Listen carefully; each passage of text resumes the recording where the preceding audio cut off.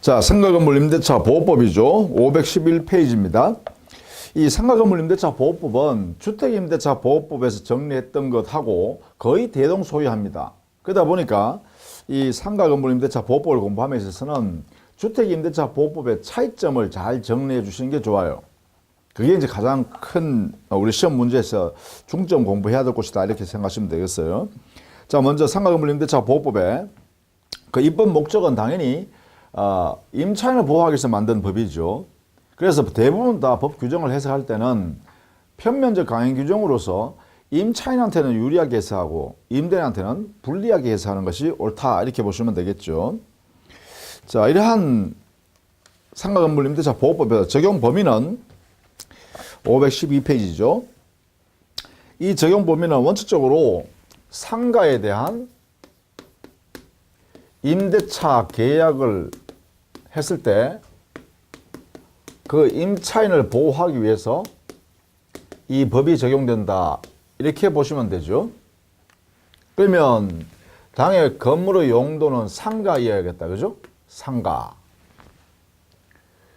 이 상가는 우리 이 법상으로 보면 사업자 등록의 대상이 되어서 뭐 법인세를 낸다든가 그다음에 부가가치세를 낸다든가 이렇게 영업용으로 사용하고 있는 그러한 건물이어야 한다 이렇게 되어 있죠. 자, 그다음에 임대차 계약이어야 합니다. 그 상가에 대해서, 그죠? 그래서 임대차 계약이니까 당사자 사이에 월세를 지급한다든가 보증금을 지급한다든가 이렇게 해서 당사자 약정의 계약 내용이 임대차 계약이어야 한다 이런 이야기겠죠. 다만 여기에 임대차 계약을 할 때 보통 보증금 이 부분이 있습니다. 그죠? 보증금 얼마에 월세 얼마, 즉 차임 얼마 매달 내겠다 이렇게 약속하잖아요. 그러면 이 보증금 요것은요 상가건물 임대차 보호법이 적용되는 이 법의 적용 범위를 정해줍니다. 이때 이 보증금을 우리 법에서는 일정한 이 범위를 넘지 않는 범위라 하죠. 그러니까 학자들이 4억과 5억 이걸 많이 다투었어요. 좀 증액하자라고 했는데 아직까지는 이렇게 5억까지는 못 가고요. 4억까지 이렇게 했네요. 그러니까 4억 보증금이 넘으면 안 된다 이렇게 보는 거죠. 그러니까 소액 임차인으로서 보호받을 대상은 이렇게 하자 해서 4억 보증금을 넘지 않는 그러한 상가건물 임대차에서만 적용하자. 어디요? 이거는 서울특별시요. 서울특별시 안에서 임대차 계약이라면 4억 이하의 보증금을 통해서 임대차 계약했다면 이 상가건물 임대차 보호법을 적용하고 그 보증금액이 4억이 넘는 경우에는 이 상가건물 임대차 보호법이 적용되는 것이 아니라 단순히 우리 민법상의 임대차 계약으로 적용하자 이렇게 정하고 있죠. 다만 이 보증금액의 기준은요 지역마다 우리 대통령령에서 구체적으로 정했죠. 그래서 서울특별시만 이렇게 4억 넘으면 안 된다 이렇게 했고요. 그 외에 뭐 수도권 정비 계획법에 의해서는 3억 이하 이렇게 정하고 있고요. 그 다음에 광역시에서는요 2억 4천만 원 이하 이렇게 놨죠. 그 다음에 기타 지역에서는 1억 8천만 원 이렇게 했습니다. 그죠? 그 표가 우리는 513페이지에 있어요. 그죠? 이 표에서 우리는 요 4억은 꼭 알아두셔야겠습니다. 요 4억은요. 왜냐하면 우리나라 어떤 영역이라도 보증금이 4억이 넘어버리면 이 상가건물 임대차 보호법이 원칙적으로 적용되지 않는다 이렇게 해야 되기 때문에 그렇습니다. 이 부분을 좀 알아두셔야겠는데, 자, 다만 여기에 보증금이 우리가 실제 거래에서는 보증금만 이렇게 딱 내고 월세 없이 그러한 상가 임대차 하는데 거의 없죠. 그런데 보증금 3억 이렇게 하면서요 월세 예컨대 100만 원 매달 이렇게 내기로 했다라고 하면 그러면 보증금 3억이니까 상가건물 임대차 보호법이 적용되는가 이런 문제가 생기겠죠. 근데 우리 이 법에서는 이 월세 매달 내는 월세 이것을요 환산 보증금으로 계산합니다. 그래서 이 환산 보증금을 어떻게 계산하냐면 이것을요 월세 즉 차임에다가 1분의 100을 이렇게 곱해서 여기에 나오는 금액을 이거는 월세를 보증금으로 환산했다 이렇게 보는 거죠. 이 환산 보증금을 여기에 실제로 지급한 보증금과 합산해서 여기에 있는 기준 보증금에 초과되는지 아니면 이 범위 안에 있는지를 확인한 것입니다. 그러면 이럴 경우에는 매달 100만 원에다가 1분의 100이라는 이 비율, 이걸 우리는 보통 환산율 이렇게 합니다. 환산율. 이 환산율을 곱하여 나온 금액, 그럼 이건 1억인가요? 1억. 이렇게 되겠죠. 그러면 3억 더하기 1억 이러니까 결국은 이 보증금은 4억이다 이렇게 되겠죠. 그러면 이때는 서울특별시 안에서라면 이 상가건물 임대차 보호법에 적용되겠다 이렇게 해석할 수 있죠. 만약에 이 계약이 서울특별시 안에서 계약했다면 가능하다 이런 이야기죠. 그런데 만약에 서울특별시 아니라면 이것은요 상가건물 임대차 보호법이 원칙적으로 적용되지 않는다 이렇게 하겠죠.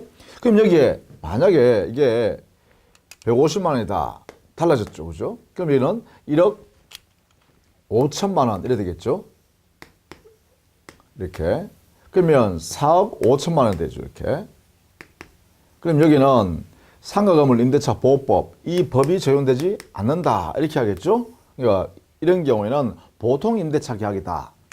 자, 이런 내용만 여러분이 이해하고 계시면 되겠다, 그죠? 임대차 계약에서 보증금, 즉 이 법이 적용되는 범위 정하는 영역이다 이 말이죠. 그 다음에 여기에 임차인을 보호하기 위해서 만든 법이다 했습니다. 임차인. 주택임대차에서는 이 임차인은 자연인에 한했습니다. 원칙적으로. 법인의 경우는 예외적으로 적용되지 않는다라고 해야 되는데 임차인이 그죠? 다만 이제 LH 공사라든지 지방공사라든지 또는 중소기업법인 그죠? 이 세 가지의 예외만 있다 이렇게 했죠. 그 경우에만 주택임대차 보호법이 적용된다 했죠. 그런데 상가건물임대차 보호법 여기에서는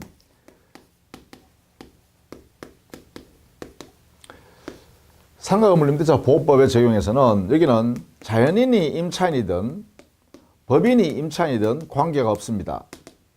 다 포함됩니다. 이렇게 이 부분이 차이가 있죠. 자, 이 차이점을 알아두셔야 됩니다. 그래서 상가건물임대차 보호법은 임차인에서는 아무런 제한이 없다 이렇게 정리하고 계시면 되겠다라는 것이죠.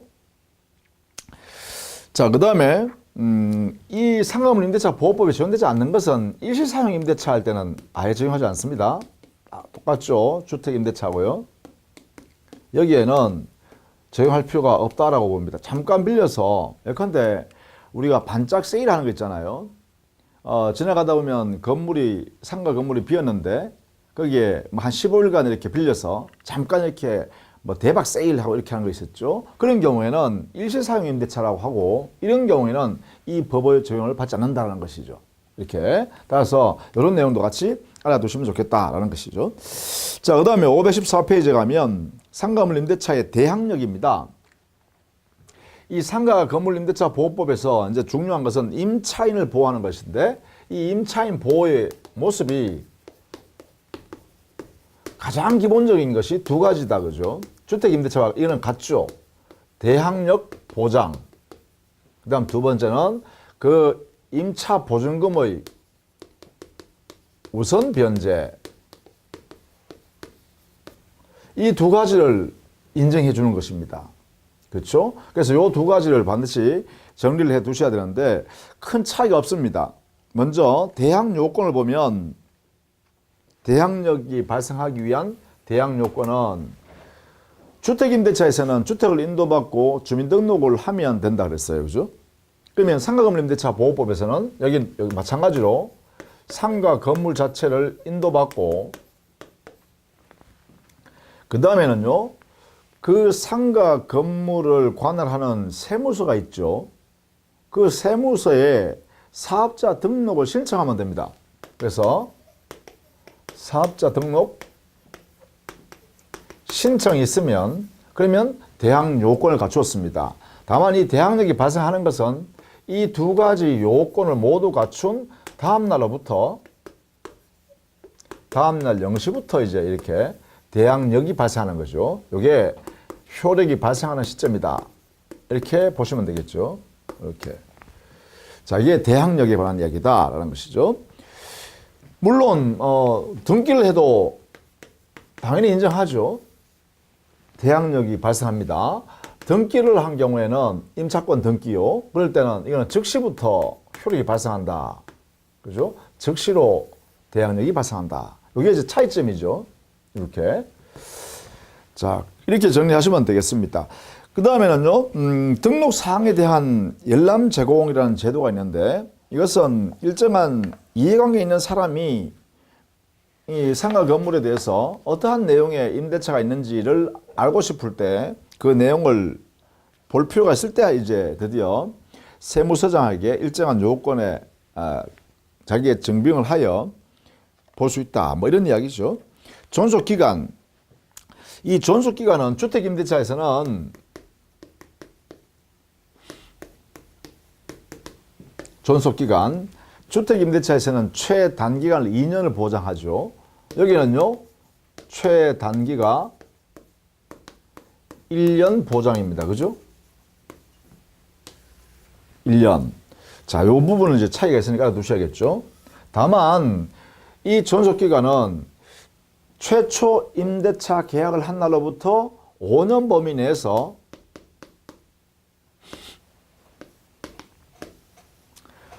이 갱신이 가능하게 되어 있습니다. 그러다 보니까 이 5년 범위 내에서는 한 장소에서 계속 장사, 사업을 할 수 있도록 이렇게 보장해 주는 규정이 있죠. 이걸 우리는 보통 계약 갱신을 청구할 수 있다. 이렇게 해서 이 계약 갱신 청구 요구요, 요구. 이 요구하면 임대인은 이에 대하여 원칙적으로 거절할 수 없도록 하기 때문에 이런 범위 안에서는 1년 이렇게 갱신이 계속될 수 있을 수 있대요. 그죠? 그래서 이렇게 이 계약 갱신 요건을 5년 범위 내에서 행사할 수 있도록 하니까 존속기간은 최단기간은 1년이지만 5년까지 보장받을 수 있다. 이렇게 되겠죠. 요 내용을 여러분 같이 좀 알아두시면 좋겠다라는 것입니다. 자, 바로 516페이지 가면 계약 갱신 요구권이 나오죠. 자, 이 부분은 반드시 여러분이 정리를 해 두셔야 합니다. 우리 시험에 상가건물 임대차 보호법을 시험 출제한다면 첫 번째 관심 지역이 이 지역입니다. 이 부분이죠. 자, 임차인에게 일정한 요건 아래서 임대인에게 계약 갱신을 요구할 수 있는 권리를 보장하고 이 권리를 행사했을 때 원칙적으로 임대인은 거절을 못하게 함으로써 임차인이 한 장소에서 계속 그 영업을, 사업을 계속할 수 있도록 보장해 준다는 것이죠. 그러니까 이런 면에서 임차인을 보호하는 가장 강력한 제도이기도 하다 이 말이죠. 그래서 보통 이 요건의 성질은 형성권과 유사하죠. 왜냐하면 임대인이 거절할 수 있는 권리를 아주 제한적으로만 허용합니다. 민법에서 이 법에서 상가건물 임대차 보호법에서 엄격하게 제한해 놨다는 것이죠. 그래서 성격은 형성권의 성질과 유사하다 이렇게 해서 하면 되겠죠. 자, 그러면 문제는요 이겁니다. 임대인이 어떤 상황이 존재하면 이 요구에 대해서 거절이 가능할까? 이 사례를 여러분이 우리 법에 정해져 있는 내용을 암기해 두셔야 합니다. 이 부분은요. 여기는 아예 암기를 안 하시면 시험 문제를 재빨리 풀 수가 없습니다. 그래서 이 부분은 여러분 반복해서 빨간색으로 이렇게 표시해 놓고 암기를 해 두시는 게 좋겠다. 자, 그게 우리 교재는 516페이지에 정리가 되어 있습니다. 거기에 법에 보시죠. 동법 제110조 계약갱신 요구권 해놓고 그 1항에 8가지 사유를 정리해 놨죠. 보면 아래와 같이 정당한 사유가 없는 경우에는 거절하지 못한다 이래 놨단 말이에요. 그래서 정당한 사유 즉 거절할 수 있는 경우가 바로 1호 임차인이 3기의 차임액에 해당하는 금액에 이르도록 차임을 연체한 사실이 있는 경우 그랬죠. 그럼 결국은 이거 있습니다. 첫 번째 차임 3기에 해당되는 연체가 있을 때입니다. 이제 월세를 연체하여 연체한 총액을 계산해 보니까 3번에 해당되는 만큼의 연체가 있더라. 이런 경우에는 계약 갱신에 대해서 청구해 오더라도 임대인이 나가주세요. 못하겠습니다. 이렇게 할 수 있다는 거죠. 자, 요거는 꼭 알아야 되겠네요. 3기 연체했을 때 거절할 수 있다. 이렇게요. 자, 그 다음에 2호. 임차인이 거짓이나 그 밖에 부정한 방법으로 임차한 경우. 이거는 상식적으로 인식할 수 있겠죠. 임차인이 임대차 계약할 때 임대인을 속였거나 부정한 방법을 통해서 이렇게 임대차 했다면 이렇게 거절할 수 있다는 것이죠. 3번, 3호입니다. 서로 합의하여 임대인이 임차인에게 상당한 보상을 제공한 경우. 자, 이것도 암기해 두시는 게 좋겠네요. 3기, 세 번째 거요. 여기는 서로 합의해서 나갈 때 보상을 지급하기로 했다. 보상에 대한 합의가 있고 그 보상을 이행 제공한 거죠. 임대인이요. 합의에 의해서 보상금을 정했고 그 금액을 제공했을 때 이때는 갱신 요구에 대해서도 거절할 수 있다는 거죠. 여기에 합의라는 게 중요합니다. 서로 합의했다는 거예요. 일방적으로 임대인이 자 보상금 줄게 가져가라 나가주라 이렇게 해서는 안 된다는 것이죠. 반드시 그죠? 그 전에 당사자끼리 합의했을 때만 가능하다라는 것입니다. 3호. 자, 4호. 임차인이 임대인의 동의 없이 목적 건물의 일부 또는 전부를 전대한 경우. 자, 이 전대라는 것은 우리 민법에서도 그렇죠. 임대인의 동의 없이 당해 임차물을 전대하면 임대인은 임대차 계약을 해지해버리고 나가달라고 할 수 있잖아요. 그러니까 당연히 이것도 마찬가지다 이 말이죠. 당해 상가건물 임차인이 임대인한테 동의도 없이 자기 마음대로 무단으로 전대했다면 이것은 임대차 계약을 위반한 것이나 마찬가지다. 그러니까 이때는 계약갱신을 요구에 대해서 거절해도 무방하다라는 것이죠. 4호. 그래서 다르죠. 자, 5호. 임차인이 임차한 건물의 전부 또는 일부를 고의나 중대한 과실로 파손한 경우 했죠. 자, 이 5호도 좀 특이하죠. 거기에 내용이요. 보면 임차 건물을 파손한 경우죠. 건물의 파손. 누가 파손했죠? 임차인이 파손했습니다. 그런데 이 파손에 임차인의 잘못이 의도적으로 파손했거나 아니면 과실로 인하여 파손한 경우에는 이게 안 들어간다는 거예요. 거절 사유가 안 된다는 거야. 거기 보면 중대한 과실. 고의에 준할 정도로 중대한 과실로 임차인이 이렇게 파손했다라고 하면 이때 제한적으로 거절이 가능하다. 이런 이야기죠. 여기에는 이 부분이 중요합니다. 일반적인 과실이 아니라 부주의만 가지고 안 되고 큰 잘못을 했을 때 이런 이야기입니다. 그래서 중대한 과실로 파손했을 때는 거부할 수 있다. 그렇죠? 자, 5호. 이것도 중요하다. 그냥 고의 과실이 아니라 고의 또는 중대한 과실로 파손했을 때다. 자, 6호. 임차한 건물의 전부 또는 일부가 멸실되어 임대차의 목적을 달성하지 못한 경우. 자, 이것도 마찬가지다. 그죠? 당해 임대차 목적물 자체가 멸실됐으니까 그러면 이 세상에서 부수어져서 없었다는 거 아닙니까? 그러니까 당연히 이때는 거절할 수 있겠죠. 왜? 건물 다시 짓거나 정리를 해야 되잖아요. 그러니까 그렇게 볼 수 있겠다. 7호. 임대인이 다음 각 호의 어느 하나에 해당하는 사유로 목적 건물의 전부 또는 대부분을 철거하거나 재건축하기 위해서 목적 건물의 점유를 회복할 필요가 있다. 자, 요 7호도 중요한 내용입니다. 7호. 여기도 보면 다시 재건축하거나 일부를 철거해야 돼요. 철거 또는 재건축이 필요하다라는 것이에요. 그러니까 뭐 노후하게 건물 상가가 노후화됐다든가 주변 사정에 봤을 때 다른 내용을 바꿔야 될 그러한 건물이 되었다라고 하면 철거나 재건축할 필요가 있겠죠. 그런데 이때 전부 또는 일부가 아니고요. 전부 또는 대부분에 대한 것이에요. 그죠? 대부분에 대해서 철거하거나 대부분을 재건축할 필요가 있을 때가 전제됩니다. 이것도 또 조심해야죠. 일부가 아니라 전부 또는 대부분이라는 것, 이 부분입니다. 그 다음 두 번째요. 철거 재건축이 필요한데 거기에 보면 두 가지 전제가 있습니다. 철거 또는 재건축에 의해서 거절할 수 있는 상황은 두 가지 전제가 있어요. 자, 거기에 뭐냐면 첫 번째 가 보시면 가. 임대차 계약 체결 당시에 공사 시기나 소요 기간 등을 포함한 철거 또는 재건축을 계획을 임차인에게 구체적으로 고지하고 계획이 따르는 경우 일어났죠. 자, 여기 가. 이거 중요합니다. 임대차 계약 당시에 계약을 체결할 때 이때요. 이때 그 사실 즉 재건축이나 철거 사정을 계획에 대해서 이미 존재하고 있고 그것을 전부 다 임차인에게 설명하여 고지한 경우에 한해입니다. 고지. 알려줬을 때입니다. 임대차 계약 시에 고지해야 됩니다. 그죠? 이게 전제가 요 내용에. 자, 그 다음에 두 번째요. 그 두 번째와 세 번째를 합쳐서 되겠는데 이것은 또 여러분이 그냥 이거 보셔도 어떤 내용인가 알 수 있어요. 이거는 굳이 암기하지 않아도 될 내용이기도 해요.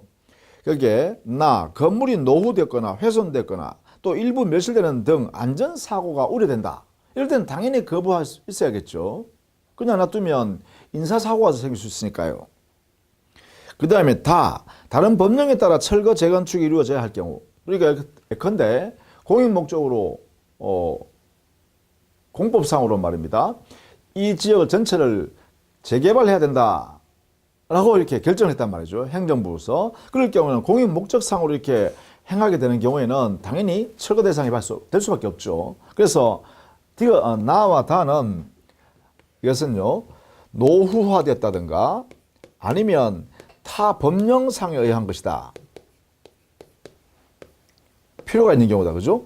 그래서 요 가가 핵심입니다. 그렇죠? 시험에 낸다 그러면 요 가를 잘 낼 겁니다.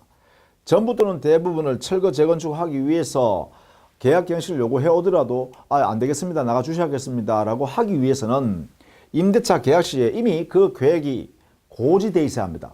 설명하고 고지되어 있어야만 이게 가능하다라는 것입니다. 이 부분을 잘 알아두셔야겠죠. 그죠? 자, 7호 중요하네요. 그 다음에 8호. 그 밖에 임차인으로서의 의무를 현저히 위반하거나 임대차를 계속하기 어려운 중대한 사유가 있는 경우. 자, 이것도 상식적으로 이해할 수 있겠죠. 그러니까 임차인이 임대인한테 채무 불이행하여 임대차 계약을 계속할 수 없는 상황이다라고 하면 당연히 임대인이 거절할 수 있다 이렇게 했어야겠죠. 그러면 결국은 여기에 있는 네 가지입니다. 시험에 나오는 거 주로 우리가 좀 기억해야 될 것들이죠. 이 네 가지는 아예 암기를 해 두시는 게 좋겠다 이런 이야기입니다. 그렇게 하시면 시험 문제 푸실 때 아주 간단하게 풀 수 있다라는 것이죠. 자, 이렇게 계약갱신 요구요.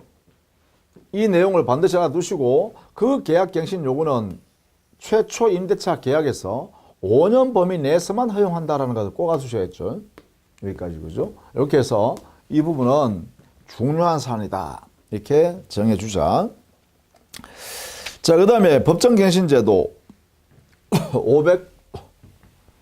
517페이지에 있어요.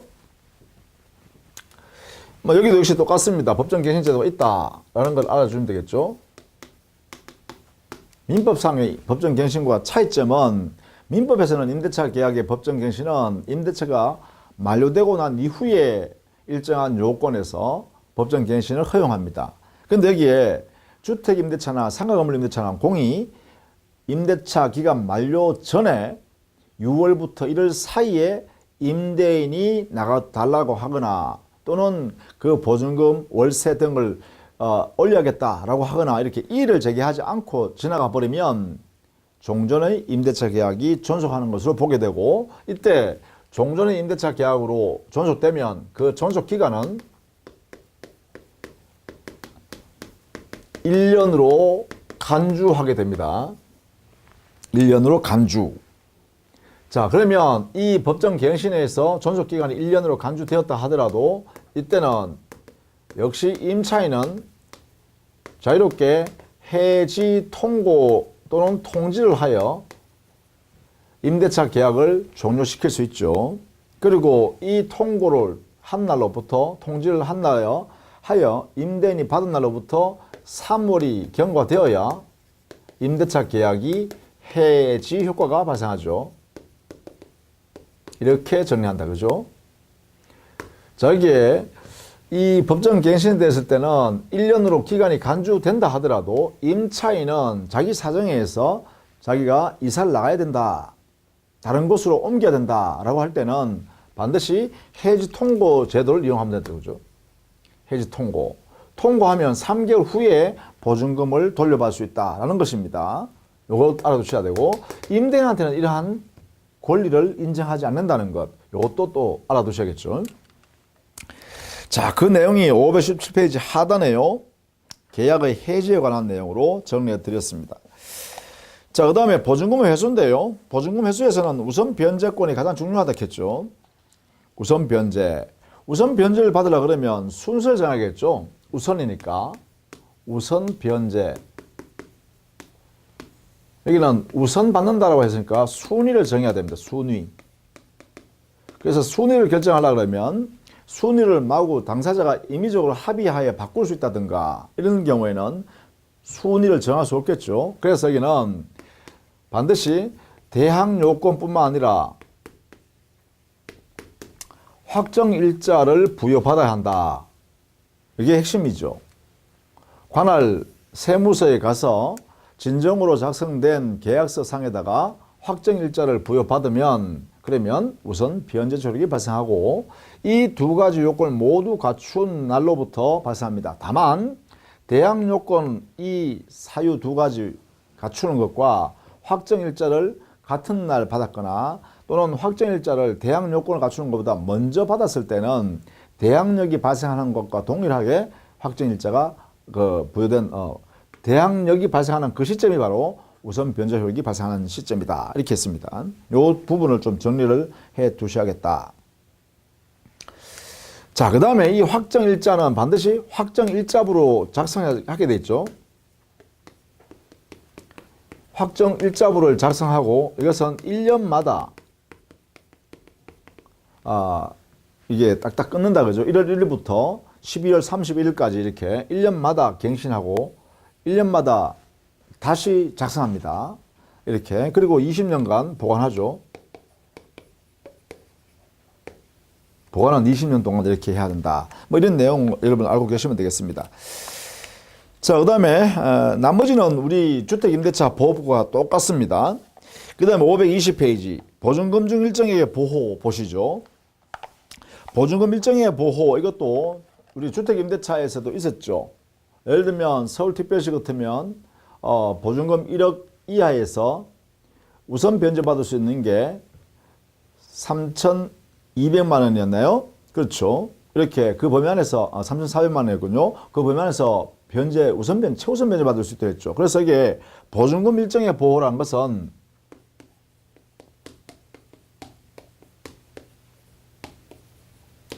이것은 최우선 변제가 보호된다라는 것이죠. 그냥 우선 변제가 아니라 최우선 변제. 다른 일반 저당권이든 다른 국세보다도 국세 채권보다도 제일 먼저 받는다라는 것이죠. 그래서 요 요건을 잘 알아두셔야 됩니다.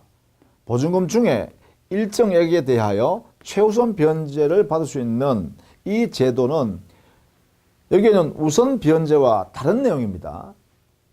그러니까 요건이 다르다고 봐야 되겠죠. 따라서 여기는 대항력만 갖추면 돼요.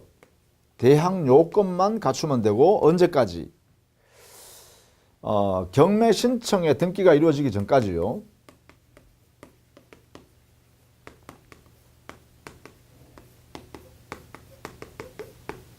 전까지 대항 요건만 갖추면 최우선 변제가 보장됩니다. 다만 여기는 제한이요. 보증금은 일정액 이상이 되면 안 됩니다. 보증금의 일정의 범위를 정해야 되고 이 보증금을 넣으면 안 돼요. 그리고 그 보증금 중에 일정액에 대해서만 최우선 변제를 이렇게 받을 수 있도록 하고 있다라는 것이죠. 자, 그 내용이 521페이지 이하에 정리해 두었습니다. 자, 먼저요. 최우선 변제를 받기 위해서는 먼저 서울특별시 같은 경우에는 일단 보증금이요. 6,500만 원을 넣으면 안 돼요. 이거 서울특별시는 꼭 기억을 해 주시는 게 좋겠죠.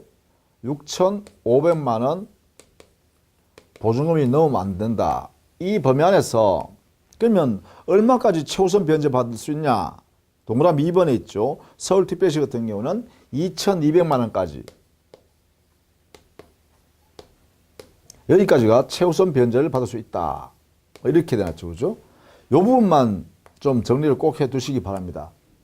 이 6,500만 원이 넘어버리면 보증금 액수가, 그러면 대한민국에서는 어떤 경우에도 최우선 변제를 받을 수는 없게 되겠죠. 그죠? 그러니까 이게 가장 큰 기준이다라는 것입니다. 자, 이렇게 정리해 두시면 좋겠다. 그리고 이 보증금 2,200만 원을 변제받는데 당해 상가 건물의 가액의 2분의 1 넘는 범위는 받아갈 수 없어요. 그래서 이건 뭐냐면 상가 가액의 2분의 1 범위 내에서 최우선 변제 2,200만 원을 받아갑니다. 그러니까 만약에 그 상가에 임차인이 말이죠. 여러 사람이 있으면 이 상가 가액 2분의 1 범위 넘는 범위 넘어질 수도 있겠죠. 이 2,200만 원에서 다 모으면 그죠. 그렇게 되면 이 2,200만 원도 사실은 다 변제받을 수 없는 경우도 생길 수 있어요. 그렇기 때문에 반드시 이게 그 다음에 이게 안 되면 나머지는 또 이 순서에 따라서 확정일자 순서에 따라서 우선 변제를 또 실행할 수 있죠. 그러니까 반드시 확정일자를 해야 이 두 가지 제도 다 이용할 수 있겠죠. 소액 임차인의 경우는 그죠? 그래서 요 내용을 이렇게 좀 알아두시자. 즉 상가 건물 가액의 2분의 1 범위 내에서 최우선 변제가 보장된다. 이렇게 정리를 좀 해두시면 되겠습니다. 자, 그 다음에 우리 교재 523페이지 가면 임차권 등기 명령 제도가 있죠. 이 임차권 등기 명령 제도는 주택임대차와 같습니다. 그 내용이 똑같습니다. 그러니까 만약에 대항 요건을 갖추지 않았던 임차인이라면 상가건물 임대차 보호법상의 임차권 등기 명령을 통해서요. 임차권 등기를 하게 되면 곧바로 대항력과 우선 변제 효력이 발생해요. 이건 어떨 때 하는 거냐? 임대차가 종료됐음에도 불구하고 보증금을 반환받지 못한 임차인의 경우에는 그 건물을 관할하는 임차 건물, 상가 건물의 소재지 관할 법원에다가 신청하면 됩니다. 그러면 그 소재지 관할 1심 법원에서 이걸 담당하게 되고 거기에서 임차권 등기에 대한 명령을 통해서 이게 등기가 이루어지면 바로 대항력과 우선 변제적 효력을 보장해 준다는 것이죠. 즉시. 만약에 종전에 대항력과 우선 변제적 효력을 다 가지고 있는 그러한 임차인이었다면 당연히 어떻게 해요? 그 대항력과 우선 변제적 효력이 이 등기가 경료되는 순간부터 그대로 유지된다는 것이죠. 설령 임차인의 자기의 필요에 의해서 다른 곳으로 이사를 나가서 사업을 딴 장소에서 하더라도 그죠? 이게 보장된다는 것입니다. 그래서 임차권 등기 명령 제도는 주택 임대차와 똑같은 내용이다. 이렇게 보시면 되겠죠. 자, 그 다음에 524페이지에요. 차임 등의 증감 청구인데요. 여기는 증액 청구의 제한을 조심해 주시면 되겠죠. 물론 차임 증감 청구권의 내용은 형성권입니다. 증액을 청구하거나 감액을 청구하면 즉시 그 증액과 감액이 각각 성립하는 것이죠. 다만 분쟁이 생기면 법원에서 정해주겠죠. 자, 이때 증액의 청구에서는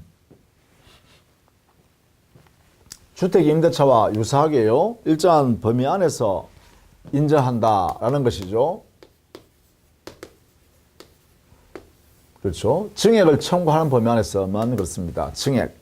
이게 제한이 있다. 일정한 범위 안에서 해라. 이런 이야기입니다.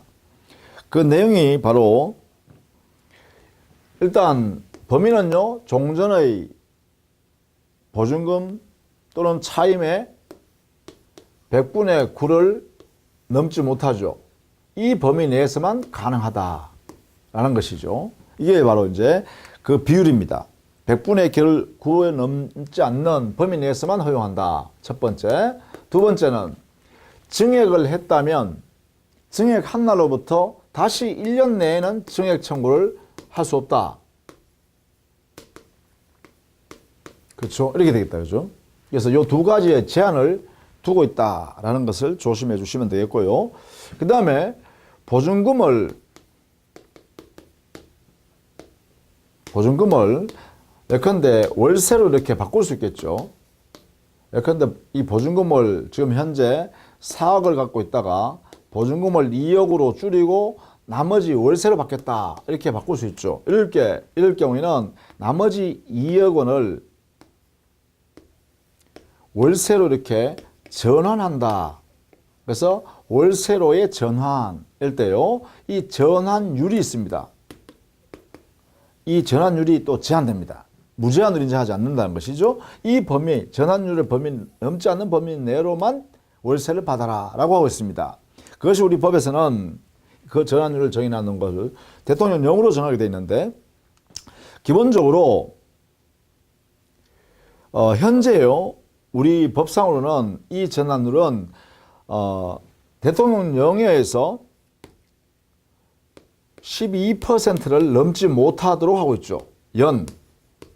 종전의 요 보증금 전환하려는 보증금액에 연 12%를 넘지 못하게 하고 있습니다. 첫 번째, 알아두셔야겠죠. 그 다음 두 번째는요, 한국은행에서 매달 보면 기준금리를 공고합니다. 기준금리. 그 한국은행에서 공고하는 기준금리에 4.5배를 곱해서 나오는, 여기에 이 이율을 초과할 수 없습니다. 이렇게요. 이 두 가지 제한을 통해서 제한하고 있는데, 그러면 여기서 나오는 연 12% 넘지 않는 범위와 여기서 계산해서 나오는 이 연 이율과 비교했을 때 낮은 것을 넘지 못합니다.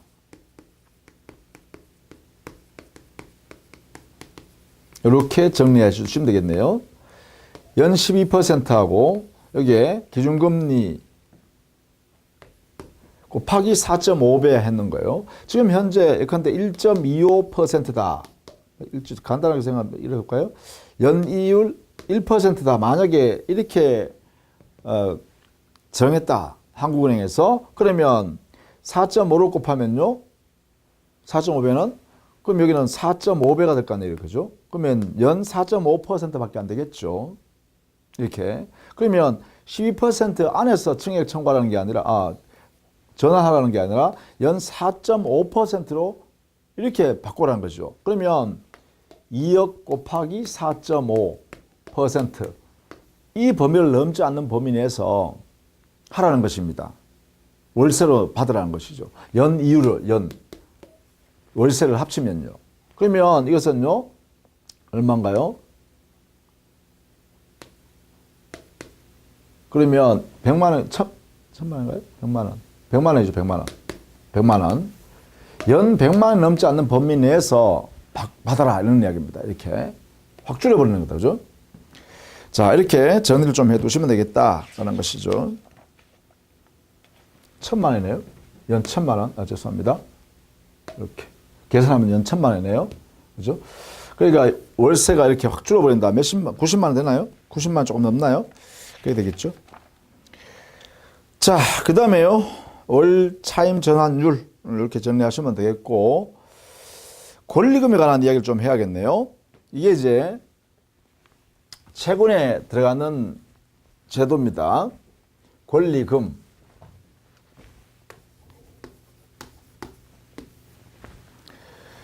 자, 권리금이란 것은 기본적으로요, 상가 건물에서 영업을 하는 자가 그 상가를 이렇게 영업 장소로 만드는 데 기여한 부분이 있을 거 아닙니까? 그러다 보니까 당연히 임차인이 상가를 자기가 임차받아서 영업 장소로 활용하다 보니까 고객도 많아지고, 그 다음에 그 상가를 많이 이렇게 홍보가 됐을 거 아닙니까?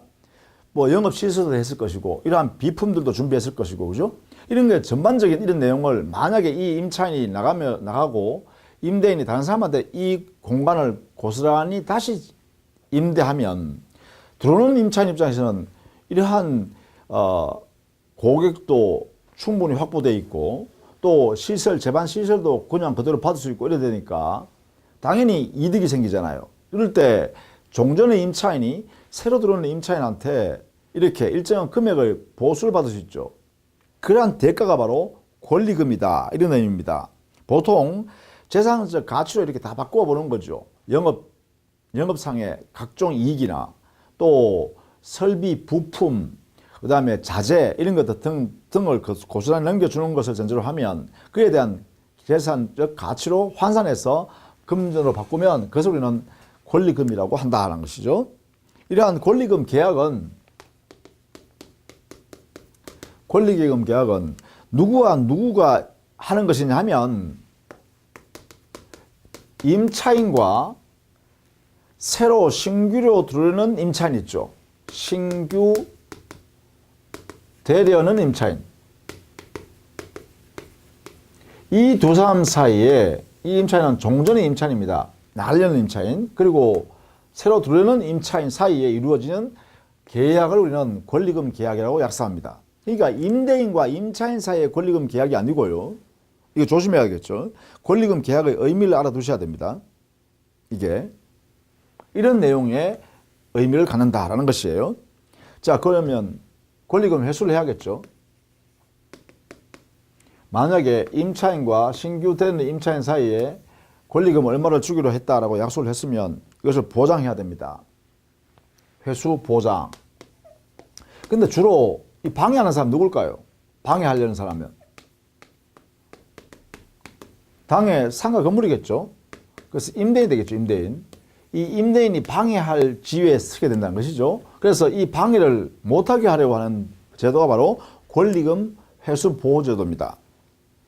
그래서 우리가 525페이지 제일 밑에 보시면 제일 아래쪽에 보시면 자, 양가로 1번 임대인은 임대차 기간이 끝나기 3개월 전부터 임대차 종료 시까지 다음의 어느 행위를 하면 이것은 바로 권리금 회수하는 권리를 임차인의 권리를 침해하는 것이다. 그러니까 이런 행위 하지 마라 이렇게 해놨죠. 자, 이런 걸 먼저 알아두셔야 돼요. 권리금 회수를 보장해야겠는데 이때 이 방해할 사람이 임대인이기 때문에 임대인은 이러이러한 행위를 하면 안 된다라고 행위 금지 이런 내용들을 하지 말라고 해놨다. 이것을 지금부터 보려고 합니다. 다만 이것은 언제요? 이 기간은 임대차 종료 시 종료로부터 3개월 전부터 종료일까지 이런 행위를 하면 안 된다 이런 이야기예요. 이게 임대차 종료일을 기준으로 해서 3개월 전부터 종료일까지 이런 행위하면 안 된다. 요 기간 내에 이제 권리금 회수를 하라는 것이죠. 자, 먼저요. 526페이지 가면 그 네 가지가 있습니다.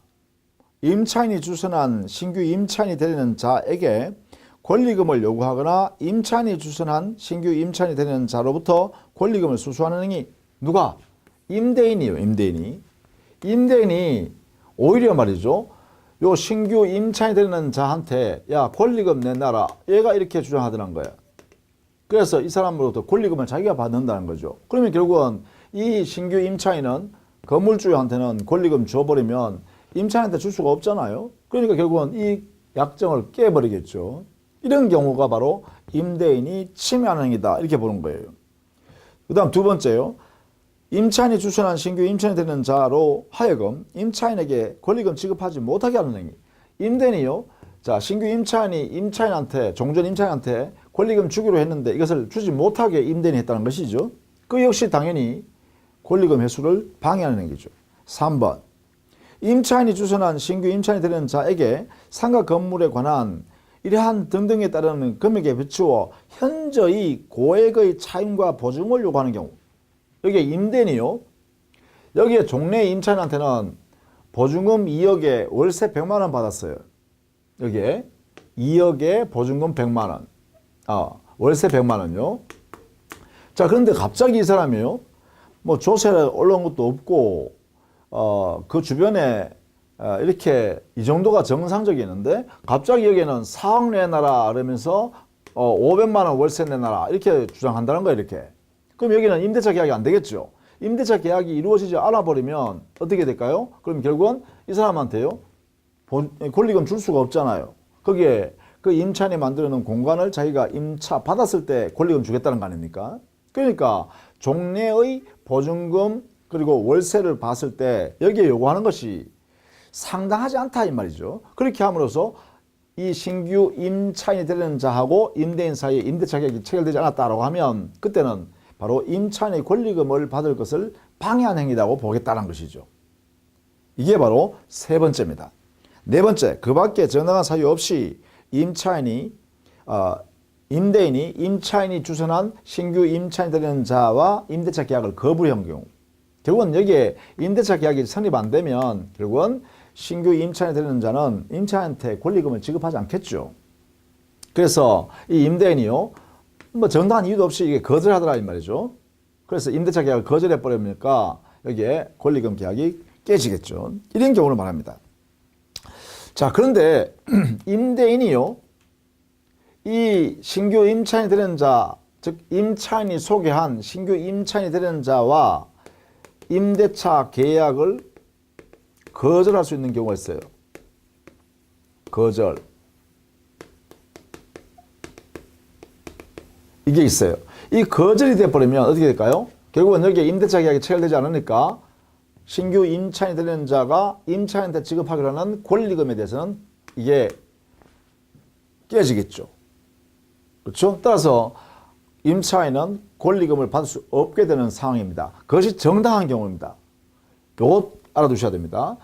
권리금 보호가 안 될 수도 있는 사유가 있다라는 것인데 그것이 양갈로 2번 526페이지에 있습니다. 자, 첫 번째, 임차인이 주선한 신규 임차인이 되는 자가 보증금 또는 차임을 지급할 자력이 없는 경우, 자, 신규 임차인이 되는 자가 보증금 지급할 능력이 없다. 월세 부담할 능력이 없다. 자력이 없더라라고 하면 그때는 당연히 임대인이 위험하잖아요. 그렇다면 거절할 수 있겠죠. 거절하면 결국은 권리금을 받을 수 없는 상황이 되겠죠. 두 번째, 임차인이 주선한 신규 임차인이 되는 자가 임차인으로서의 의무를 위반한 그런 우려가 있고 또는 임대차 유지 어려운 사유가 있다. 결국은 여기에 신규 임차인이 되는 자가 임대인과 계약할 수 있는 그런 상황이 안 된 사람이더라 이 말이죠. 소개한 사람을 보니까. 그럴 때 역시 마찬가지 임대차 계약을 거부할 수 있다 이 말이죠. 세 번째, 임대차 목적물인 상가 건물을 1년 6개월 이상 영리 목적으로 사용하지 아니한 경우, 이것은 무슨 말이냐면 이 임차인이요 1년 6개월 이상 당해 상가 건물로 사용하지 않아서 임대인이 상가를 사실상 운영이 제대로 되지 않았으니까 형평해야 될 거 아닙니까? 그러나 놓고 권리금을 받아 나가겠다라는 것이죠. 이런 경우도 역시 안 된다 이러는 것이죠. 자, 1년 6개월 이상 영리 목적으로 사용하지 않았다. 이게 핵심이네요. 1년 6개월 이상. 누가요? 임차인이 사용하지 않았다는 것입니다. 이게. 그 다음 네 번째, 임대인이 선택한 신규 임차인과 권리금 계약을 체결한 경우죠. 자, 여기에 요 신규 임차인이 되는 자가 임대인이 소개했을 때는 임대인이 자기가 찾아서 이 신규 임차인이 되는 자를 찾았어요. 그런데 그 임차인이 종래 임차인한테 권리금을 주기로 했다는 거예요. 그러면 이 사람 뭐예요? 야, 당신하고 나 그러면 임대차 계약 안 하겠어. 이렇게 할 수 있다는 거죠. 그럼 무방하다는 것입니다. 결국은 뭐냐면 이 내용에 임차인과 권리금 계약을 했다는 것은 신규 임차인이 되는 자, 이 사람이 임차인이 소개한 임차인임에도 불구하고 신규 임차인임에도 불구하고 그 사람과 이유 없이 임대인이 거절하는 경우는 안 된다 이런 뜻이죠. 이렇게 의미를 알아두시면 되겠다. 그럼 이때 임대인이 손해배상 책임이 만약에 임대인이 이것을 방해했어요. 방해했을 때 이 사람은 손해배상을 어떻게 부담하느냐라는 것이죠. 이것이 바로 거기에 있습니다. 이것은 우리 법에서는 이렇게 났네요. 임대차 종료 당시의 권리금하고요. 종료 당시의 권리금. 그 다음에요. 여기에 있는 당사자끼리 약속한 권리금 있죠. 약정 권리금. 이 둘 중에 낮은 것을 넘지 못한 것입니다. 낮은 것 범위 안에서 손해 금액을 정합니다. 이렇게. 그 다음에 이 손해배상 청구권은 소멸시효 걸립니다. 임대차가 종료한 날로부터 종료일이라고 할게요. 종료일로부터 3년 내에 행사해야 됩니다. 이렇게 하죠. 이 기간 내에 행사해야만 됩니다. 그래서 종료한 날로부터 3년이 지나버리면 이 손해배상 청구권을 임대인한테 임차인이 할 수가 없다. 이런 얘기죠. 자, 이런 내용을 여러분이 알아두시고 마지막으로요. 권리금 적용 안 되는 곳이 있습니다. 권리금 적용이 되지 않는 곳이 있습니다. 그게 527페이지에 보시면 재료에 있죠. 상가 건물 자체가 유통산업발전법 거기에 2조에 적용되는 대규모 점포나 준대규모 점포의 일부일 때는 적용하지 않는다. 대규모 점포. 뭐 이런 겁니다. 백화점 같은 거 있죠. 백화점. 그렇죠? 쇼핑몰. 이런 것들 있죠. 여기서는 권리금을 인정하지 않는다라는 것입니다. 그 다음에 2호 상가 건물이 국유재산법에 따르는 국유재산 또는 공유재산 및 물품관리법에 의한 공유재산에 해당되는 것. 그런데 공공시장 있죠. 이건 보통 우리는 재래시장이라고 하기도 하죠. 재래시장. 이런 데에선 권리금에 관한 약정을 이 법에 따라서 적용하지 않겠다는 것입니다. 이 법에 따르지 않는다. 자, 그렇게 정리를 좀 해두시면 되겠고, 표준 권리금 계약서는 표준 권리금 계약서를 미리 좀 작성해 두라. 누구한테 이걸 명했냐면 국토교통부 장관에게 이거 법에서 권장하고 있어요. 그 다음에 상가 건물 임대차 표준 계약서는요. 임대차 표준 계약서는 이것은 법무부 장관에게 권장해 놨습니다. 이 법이요. 이렇게 각각요. 권리금에 관한 표준 계약서는 국토교통부 장관에게, 그 다음에 상가 건물 임대차 표준 계약서는 법무부 장관에게 각각 권장해 뒀다라는 것이고요. 차임 연체에 의한 해지는 3기 이상의 차임을 연체했을 때 해지할 수 있죠. 3기 연체했을 때. 우리 민법에서는 2기 연체했을 때 해지할 수 있습니다. 그러나 상가 건물에서는 3기 연체액에 달했을 때 상가 건물 계약을 해지할 수 있다. 해놨죠. 그래서 이것도 민법과 다르기 때문에 조심해서 알아두실 필요가 있다. 이렇게 하시면 되겠네요. 그죠? 자, 이렇게 해서 민법에 관한 기본서를 쭉 정리했습니다. 이 부분은 여러분이 아주 많이 반복해서 보시고 일단 그 요건과 효과 그리고 제도적 특징들을 잘 정리를 해 두시면 좋겠다라는 것입니다. 자, 전부 여러분이 합격하시기를 기원하겠습니다. 수고 많으셨습니다.